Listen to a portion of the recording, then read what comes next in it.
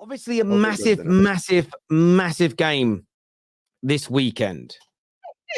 How do you think? This weekend? It's in what's it in like? Not even 12 hours, like 9 hours time. It's really close. Sorry, about 18 hours time. How do you see this going? Liverpool going to the Etihad. Talk to me. Yo,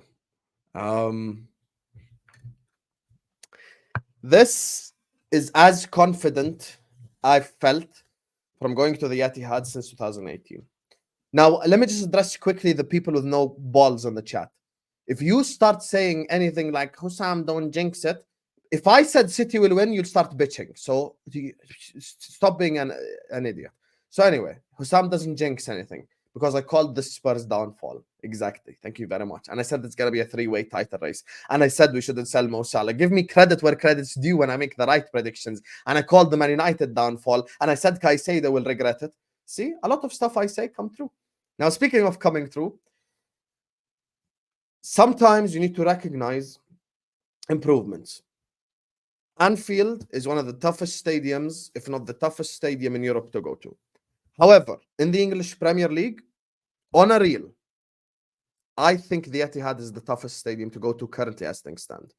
Not because of atmosphere, not because their fans make an atmosphere or anything, just because they're really good at home. Yeah, well, you want me to big up Man City atmosphere? You want me to lie to the public? I'll never do that. So, yeah, because they're really good at home. But at the same time, all records come to an end. All records come to an end. Virgil van Dijk's Anfield record was ended by Leeds United last season, and they got relegated. I think Liverpool are the underdog out of respect for Manchester City. But at the same time, I'm backing my club, and I think we will win. And I think tomorrow this record ends. And I think this is our best opportunity to win at the Etihad in 5 years. I'll be honest with you. This is genuinely our best opportunity. You haven't won at the Etihad in the Premier League since 2015. Yeah, no problem. So, we won in 2018, though. It was the same team, same club, same Champions League. Champions League. In the Premier League, you haven't done it since 2015. Why is it why is it that now is the best time to do that, in your opinion? It's the best time to do that because City aren't looking at their best. And, Liverpool's front line can do damage. See, let me just address something quickly because people always, whenever they come up against City, they always kind of show the scared mentality. Jurgen Klopp, all eyes is on him because Jurgen Klopp tomorrow will either win us the game or lose us the game via his decisions. I've never looked at the game and went like, this manager is going to control the outcome of the game more than anything else. When it comes to Pep Guardiola and the team, if Pep Guardiola goes into the game with the same midfield he went against Chelsea, which is Rodri, Alvarez, and Bernardo Silva, he's signing his team's death note on the pitch. He's simply signing his team's death note because Rodri will just get overrun again, just like he did against Chelsea. And people blamed Rodri. It should have been Rodri who's been blamed because Rodri had too much to deal with. However, tomorrow's game, Darwin Núñez must start, Luis Diaz must start, Mo Salah must start. These are the three informed forward. Luis Diaz just scored two goals away against Brazil. Uruguay beat Argentina for the first time in 13 years. Darwin Núñez scored against them, and then he scored twice at Bolivia. Mo Salah, there's no need to say anything. I think he's been one of the best players in the world, if not the best player, and I think he's been the best player in the league this season. That front line right there will make the Manchester City back four so scared and have shivered thoughts heading into that game. Now, Sterling cooked Kyle Walker, so I expect Diaz to do an even better job. Darwin Núñez has pace in behind that's frightening for any center back. And with Mo Salah, I think he's going to roast the shit out of Guardiola. Now, the onus is on the midfield. That is where this game is going to be very important. Rodri is the best DM in the world, but at the same time, Rodri shouldn't be Fabinho or Casemiro, where they give him 30 acres of space to cover. So Pep Guardiola, in my opinion, should go with Núñez or Kovacic next to Rodri. Despite their quality, they still give them more balance. The one thing is, for me, Van Dijk and Konate need to be on it tomorrow. Van Dijk and Konate need to be on it, and they need to be awake and I would start Konate tomorrow. I would not start Matip because we need pace and power. So for me, I believe in a Liverpool win tomorrow, but it's going to be a close game, and I think we win it. I know you probably don't want the scoreline already, but just to kind of give you context of what I'm thinking, I'm going 3-2 Liverpool win. I think there will be plenty of goals in the game. I think it will be extremely entertaining. And the one thing I will say, just to kind of round off my thoughts on the game, Chris Kavanagh and the VAR room and all the referees, don't get involved. Unless there is a crystal clear decision, let Pep and Klopp play against each other and may the best man win. That is what we all want. City fans, Liverpool fans, whoever. Don't let the referee get involved. We want football. We want to watch football. I want to see Pep take on Klopp. I want to see Manchester City take on Liverpool. I want to see one of the best games. Of course, I want Liverpool to win, but I do not want the referee to make a decision that's going to influence the outcome of the game. Do not Tottenham Hotspur Liverpool this game. Do not make decisions that influence the outcome of this game. Do not Chelsea Man City this game where Haaland's penalty shouldn't have been given. It's always decisions like this. Let the VAR and the people with 15 replays make the decision. Don't make the decision unless you're 100% certain, because I do not want the referees to affect the game, the outcome of the game. And for me, Liverpool Football Club are going to be victorious tomorrow, and we will end this weekend top of the league. Big claim. I can see a draw. I just don't know. 8 years.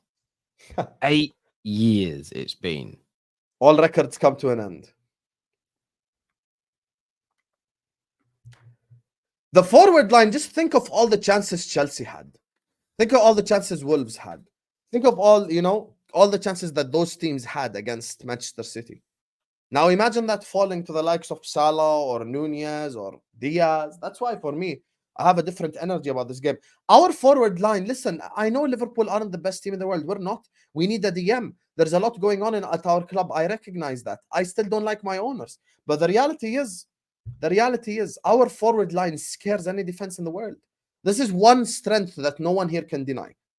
It's our forward line. So yeah, for me, the forward line for Liverpool Football Club is just scary for everyone. Honest opinion.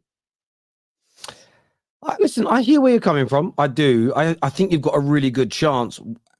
Are you not concerned about Tsimikas having to deal with Foden or Doku? I am, but I'm someone, as you remember, and Trent defensively as well. You know what that can be like. Trent's been better than Walker this season defensively. Based on what? Based on performances. Trent's had one bad game. If you want to say two, the Newcastle, no problem.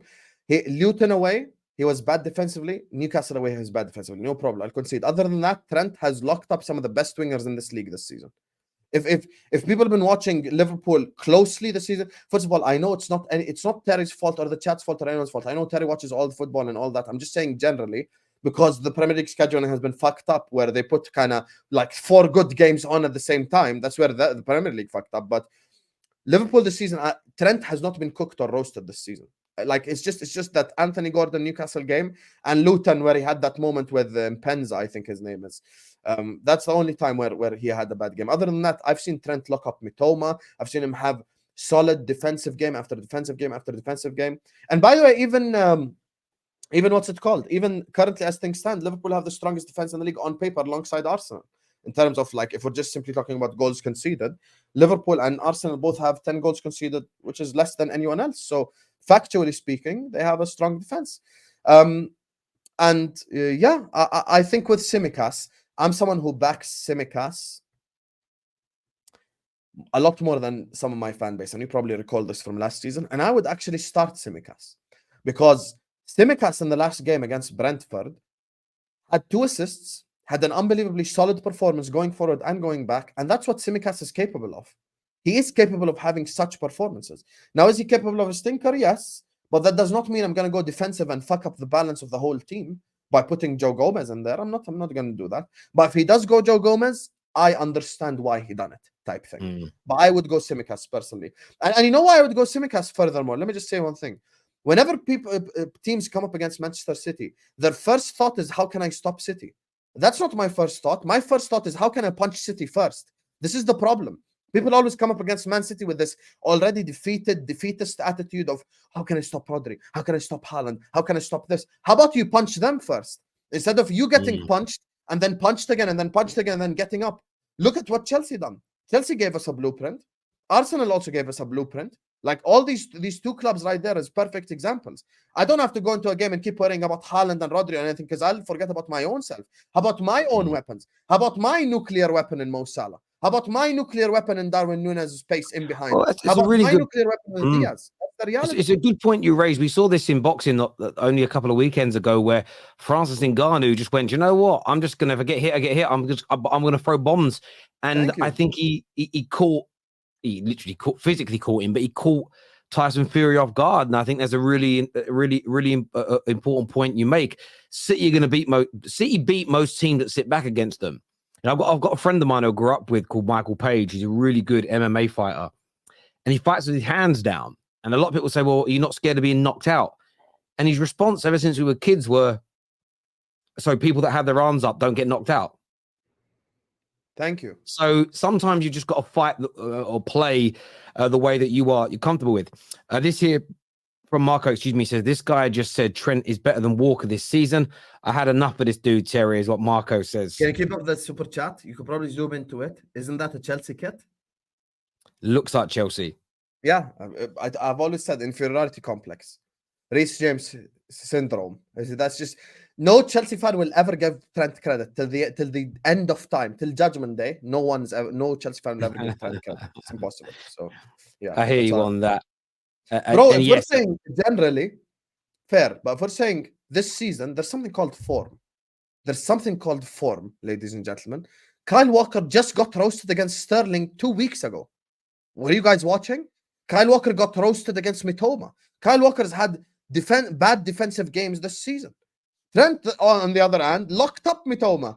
Did you guys watch Brighton away? Trent has had so many good defensive performances. You know, it's just Luton away and Newcastle away. Those are the 2 bad games he had this season. Other than that, the 11 other games, he's been very good. ASS Husam is pure entertainment. He mustn't switch up on us after he gets hitched and start being soft on us. Keep them straight facts up, is what IS says here. George says a draw would be nice. Yeah, Arsenal fans praying for that draw.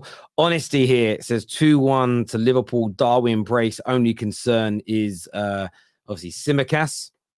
That's a fair concern as well. Boys, want your boys' opinion on if Darwin Núñez will ever be world class. Love you, boys, especially you, Husam. Appreciate you, Rishi. Thank you so much for the love. I think with Darwin Núñez, look, I said that coming into the season, I refused to start season 2, episode 1 by doing the same shit I did in season 1. All this, he gets into good positions, crap, I'm not interested. Deliver in front of goal, whether it be assists, whether it be goals, whether it be good performances. Against Brentford, Salah scored twice and Darwin Núñez was still a better forward. You know why? Because Darwin Núñez held up the ball well, he linked up play well, he got himself involved, and that's what I want. Put the ball in the back of the net, be Jogo Bonito, get me an assist, get me a goal, do something like that, and we'll always give you credit. But I had an agreement with the Darwin Núñez sexuals before this game. I said, guys, we're going to sign a treaty. In this game, there's no such thing as he caused chaos. He needs to take his chances. I'm like, you know what, Husam, we agree. He needs to take his chances. So, yeah, the agreement has been signed with the Darwin FC. I hear you on that. Husam, good day, mate. The frauds have been exposed. G'day, mate. Captain Sal, shrimp on the barbie, Vegemite sandwiches on the house. This here, same prediction as you, 3-2 Liverpool. Anton here says, when is the Hungarian Joe Allen going to go above 5 GA? Let me expose Anton. Anton is a Chelsea fan who, if you ask him who's better, Hazard or Salah, both are forwards, he tell you, it's not all about GA, Husam. It's not all about GA. Because as a footballer, Eden Hazard is clear. Hazard this, Hazard that. Now he wants to compare midfielders using GA because he's a fraud. I have made this example before and I say it again. No Liverpool midfielder will ever have high GA because that's not their role in their team.